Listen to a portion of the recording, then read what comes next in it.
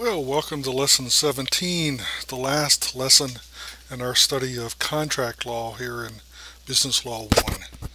So let's examine remedies for breach of contract. But before we begin, a success tip. You may want to pause the video and go to this link. It is a great 1 minute, 30-second video on sleep deprivation in college. I think you'll find it very rewarding and hopefully learn something from it. As always, 9 hours, 15 minutes. Need I say more? Is the success tip for the day, just to repeat it once again.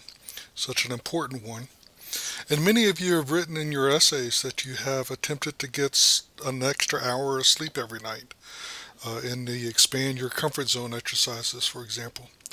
And your reaction to that over time, that maybe the first night it didn't work out, the second night a lot of you said you actually did go to sleep earlier, and then you started feeling better the next day and more productive and the like. So always try to get enough sleep every day. You're not really doing yourself a favor by staying up late, regardless of the reason for that. You're going to be a lot less productive the next day. It's better if you can get a full good night's of sleep, and that will make you a lot more productive in the next day. Alright, we're exploring remedies for breach of contract. We're going to assume now that a breach of contract has occurred, and now we're going to ask, what can you recover? What can you recover? Money? Can you force somebody to perform the contract? Those are the types of questions that we're asking here. As we go through specific questions, kind of a way of analyzing this is to ask, are monetary damages recoverable? If you can recover monetary damages, as a general rule, you cannot get what's called an equitable remedy, which is like compelling somebody to perform. If you do recover monetary damages, we want to figure out how do we determine those. But we also have to ask, are the damages mitigated? And even though, generally speaking, you might be entitled to monetary damages, perhaps there's a clause in the contract called a liquidated damages clause that might limit your damages or fix them. But then we have to ask, is that clause enforceable? Is it a true liquidated damages clause, or is it going to be construed by the courts as a penalty? In the next segment of our video, we'll be exploring equitable remedies such as specific performance, reformation of the contract, restitution.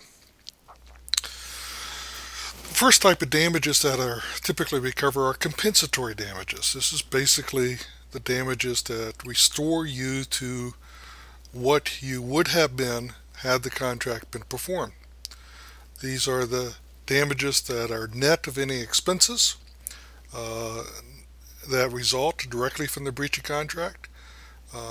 It's typically computed as the amount of the loss actually sustained, plus any expenses incurred to obtain a replacement, and realize that your time is generally not compensable. If you have to hire somebody in order to facilitate a replacement, that's compensable, but your own personal time you can't get compensated for. You have to subtract any losses avoided as a result of this breach, and you have to subtract any expenses avoided. It seems complicated, but I think this example will show you how easily it can be applied. Metacritic Labs buys 10 computer workstations from Cal Computer for $4,000 each. Assume that Cal Computer fails to deliver the workstations. They're in breach of contract. It's obviously a material breach of contract. No substantial performance has occurred. In fact, they haven't even delivered one of the workstations, so it's not a divisible contract. The market price of the replacement workstations is $5,000 each. So, Metacritic had to go out and buy these replacement workstations for a higher price than what Cal Computer had promised to deliver them for. Metacritic incurred $750 of expenses to arrange for replacements. Perhaps they had to hire a consultant to do this. or perhaps they had to incur additional shipping charges. So here's the example. 10 computers times $5,000 each replacement cost, that's $50,000. Less the damages not incurred, what would have been paid for the original computers, $40,000, plus the expenses to arrange the replacements.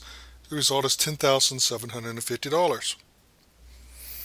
We also have to ask, in addition to compensatory damages, there might be consequential damages in a contract.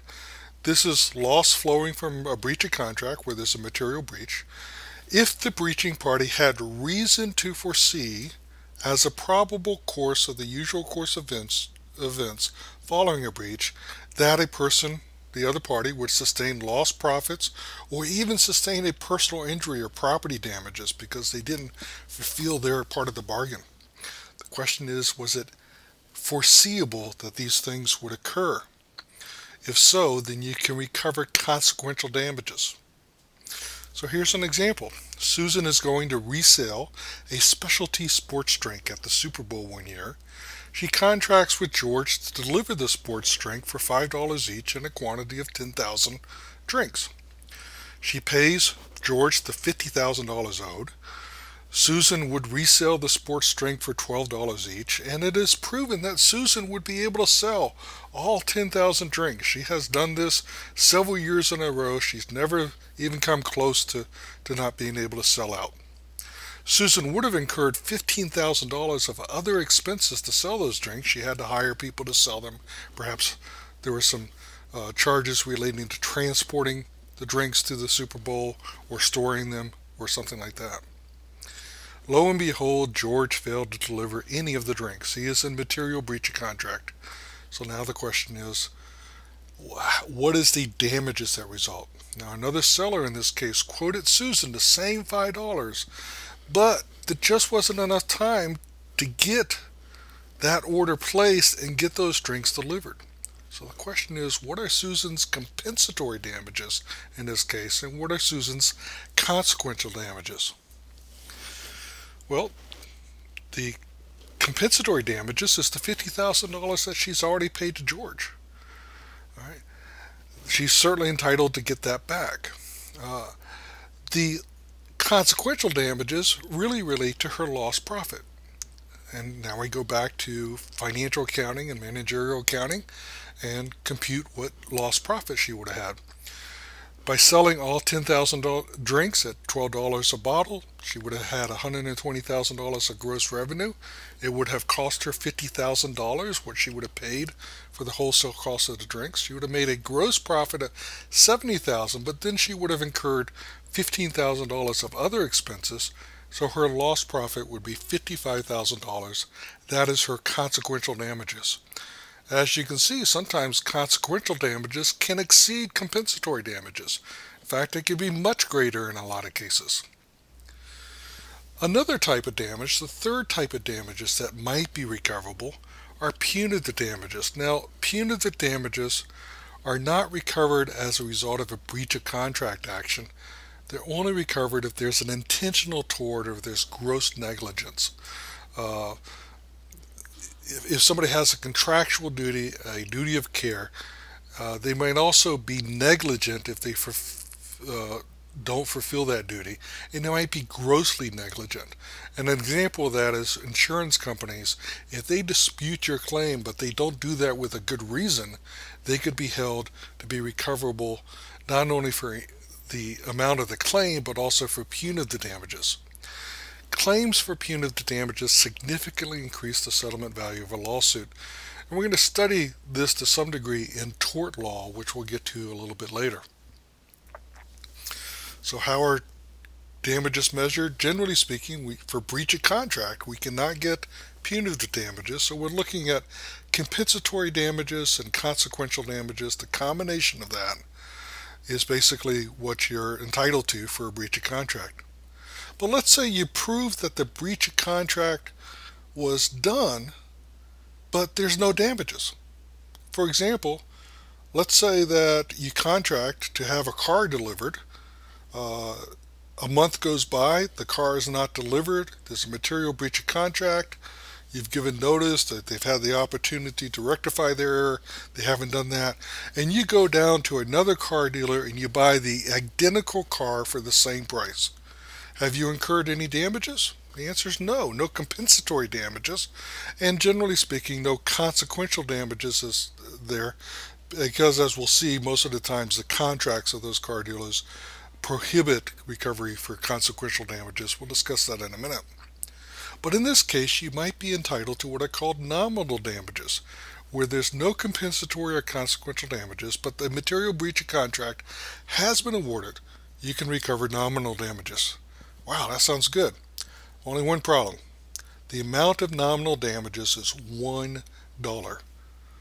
There are actually many, many reported cases that go all the way through the court system in which there is a breach of contract, a suit is brought on that breach of contract, and the amount recovered is $1. Now, usually, most in breach of contract cases where there's a written contract, it also enables the winning party who prevails to recover attorney's fees, and there's a lot of little exceptions to that rule. So typically the person is not out for a substantial amount of attorney's fees, because most of that can likely be recovered down at the courthouse. But generally speaking, you never want to file a lawsuit if you're not going to get damages, if you're not going to get compensatory damages at the minimum, to basically make yourself whole. Why would you ever want to sue knowing that you're only going to get $1 and you might get attorney's fees if your contract allows for it? They have what's called an attorney's fees clause in it.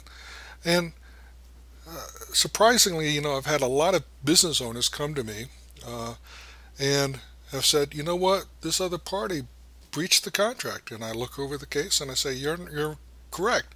There has been a material breach of contract here. You are entitled to compensatory damages. Now let's figure out what those are. We look at that. We say, hey, you don't have any compensatory damages. And we might say, you also don't have any consequential damages. And that client sitting across from me says, I still want to sue. And I say, I'm not going to represent you. Why? Not that I don't want to get paid or anything. It doesn't make business sense to tie up a business owner's time and effort into a litigation. And there's no certainty in litigation. There's no 100% certainty that you'll recover all the time. So in cases like that, I generally say, listen, you are in business to make money. You need to devote your time to going out and making money, not in some type of vendetta in which the most you're going to recover is $1. Let's take another example of these breach of contract cases. So let's assume that you earn income by hauling discarded furniture from homes. You contract to purchase a used truck for your business for $20,000. The seller breaches by refusing to deliver that truck. So you're able to get a comparable truck from another seller for $18,000. That's known as a covering purchase. You paid a used truck broker a $1,000 fee to find that truck for you. You needed it right away to expedite what is called your covering purchase. But still, you've lost a week's worth of business by virtue of the delay in your acquiring the truck. The seller of the original truck had reason to foresee that you would lose profits and you couldn't obtain the replacement vehicle any quicker. You can establish by competent evidence that your profit would have been $5,000 during the week. How much can you recover? The answer is compensatory damages in this case are actually negative because you were able to find a truck at a cheaper cost. So even though you purchased a truck for $2,000 less, you did pay a truck broker $1,000. That's part of your compensatory damages. But even after paying that $1,000, you're still $1,000 ahead. But you also had lost profits of $5,000, and combining those two, the total damages are $4,000. Another question we must ask is, even if compensatory damages and consequential damages are able to be awarded, can the damages be mitigated? Generally speaking, if the other party has breached, you have a duty to mitigate these damages. Here's an example. We'll assume that I was hired by Apple Computer to identify the very best music likely to be downloaded to iPhones and iPods. And we'll assume that, given my high degree of expertise in this regard, I was to be paid $10,000 a week for 51 weeks.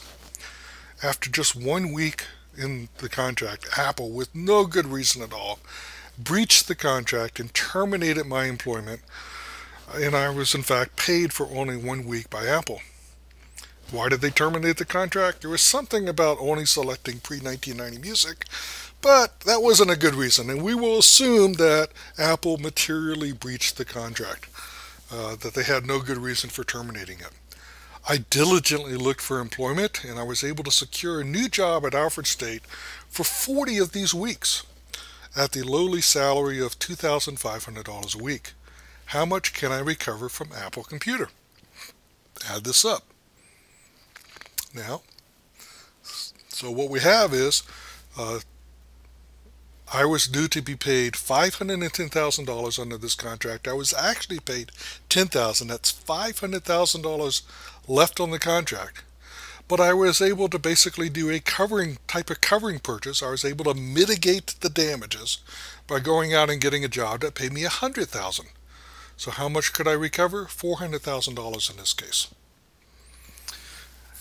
The problem that we see in contract law is a lot of other parties to contracts do not want to be on the hook for damages. And they don't want to be on the hook for damages, especially where it's very difficult to calculate them. In this case, in these instances where it's very difficult to calculate the exact amount of damages, the parties might agree to what's called a liquidated damages clause. It establishes that if a material breach of contract occurs, then this is the dollar amount of the damages. Liquidated, of course, is basically defined to be determined, settled, or fixed. And that's called a liquidated damage clause. So when we examine this, we have to ask first, does a liquidated damage provision exist? Is it valid? Well, we have to ask when the contract was formed, were the potential damages for breach of contract difficult to predict? And was the amount set as damages a reasonable estimate of those potential damages? If the answer to both of these questions is yes, then the liquidated damage provision is enforced. But if the answer is no to either of these questions, then the provision is regarded as a penalty clause and is not going to be enforced by the courts.